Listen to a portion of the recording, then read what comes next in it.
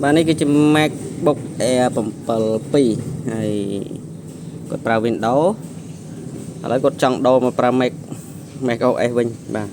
អញ្ចឹងថ្ងៃនេះខ្ញុំឆ្លៀតបង្ហាញពាក្យពន្ធរបៀបនៃការតឡើង Mac OS នៅលើ MacBook Air នេះអញ្ចឹងរបៀបតឡើងគឺមានពីររបៀបទី1គឺយើងទាញពី official របស់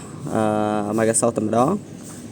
ដល់យើងប្រើប្រាស់នៅ Wi-Fi ហើយនៅរបៀបទី2គឺយើងប្រើ USB ដើម្បី boot បាទ boot យក OS ដាក់ក្នុង USB ហើយឈូសដោយ Windows អញ្ចឹងតែរបៀបទី1គឺវារៀងសាំញ៉ាំដោយសារ file Mac OS វាធំបាទអញ្ចឹងដើម្បីធ្វើការដំឡើងនៅ Mac OS បានយើងត្រូវមានទី1គឺ USB បាទ USB 16G ទូចបំផុត 16G ទៅមកទៀតគឺត្រូវមាន Mac OS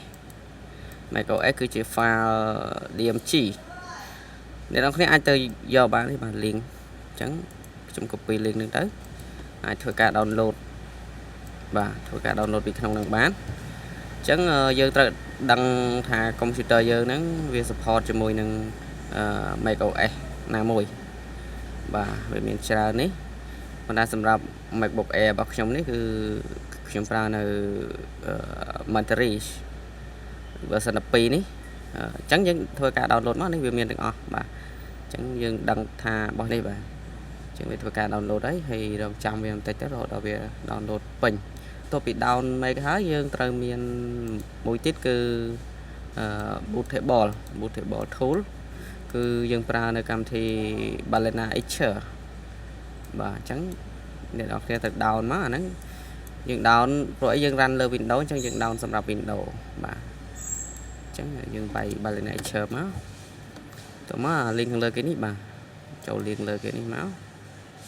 បាទអញ្ចឹងចូលដល់នេះគឺ website របស់គេយើងធ្វើការចុច download នេះទៅបាទបន្ទាប់មកវាឲ្យជំរើសយើង download សម្រាប់ Windows បាទអញ្ចឹងយើងចុចលើ Windows បាទអញ្ចឹងវានឹងធ្វើការ download ហើយយើងចុច start download អញ្ចឹងទៅបាទអញ្ចឹងរងចាំរហូតដល់ពេញគឺយើងអាចធ្វើការ boot នៅ OS ហ្នឹងចូលទៅ Balena ហើយបាទអញ្ចឹងបន្ទាប់ពីយើងធ្វើការboot នៅ Mac ចូល Plus នេះហើយយើងធ្វើការឈូសទៅបាទយើងបិទសិនមកបាទបិទកុំព្យូទ័រសិនទៅបាទអញ្ចឹងពេលដែលបើកវិញគឺយើងត្រូវចុចយ៉ាងនេះបាទអាល់នេះបាទ option នេះហើយជាប់ហើយយើងចុចប៊ូតុង power ទៅហើយយើងកុំលែងដៃអាល់ទុកអាល់លើជាប់នេះមកបាទរហូតដល់វាលោតផ្ទាំងមួយហើយឡើងប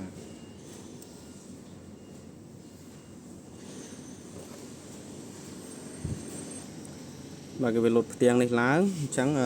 ម្ដងនេះយើង select មកបាទយើងម្ដងនេះយើង select មកបាទយើងប្រើនេះបាទយើងប្រើ arrow key នេះហើយ select យក Mac OS នេះអញ្ចឹងរងចាំវាបន្តិចមកបាទអញ្ចឹងចូលដល់ទៅនេះយើងត្រូវលុប disk សិនបាទយើងចូល disk Unity មក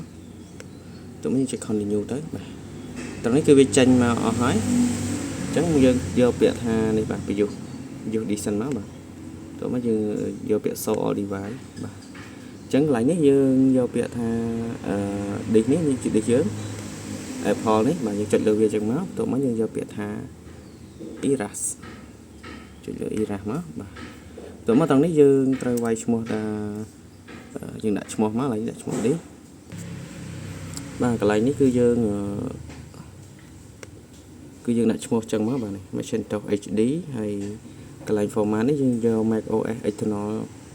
កន្លែងនេះបាទគឺ Journalette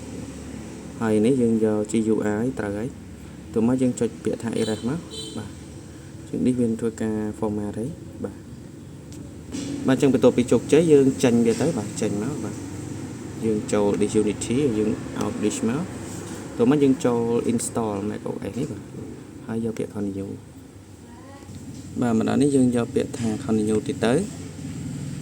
បាទឡើងរងចាំវាបន្តិចវានឹងយូរវិលមកស្បកអីបាទចូលដល់នេះយើងយក agree មកបន្ទាប់មកយើង agree ម្ដងទៀតហើយនេះយើង select យកនេះបាទ Macintosh HD របស់យើងដែលយើងដាក់ឈ្មោះមិញហ្នឹងទៅមកចុច continue អញ្ចឹងនឹងវានឹងធ្វើការ install ហើយអញ្ចឹងរងចាំបន្តិច Bạn chẳng mà đó đấy bắt đầu về install mình nhé là việc cùng tại set up lang ấy bà chẳng đừng đâu chăm về mình tay chết này đừng du bạn chẳng đấy chứ chụp cháy ấy bà đầu việc làm mà sẽ bọt thống lấy ní nhom xong mình bà hái nhé sai set up thông đa tới bà cho chơi rồi vật thể chơi tăng theo xa chẳng thấy bà chẳng video mình đã bắt thế bà con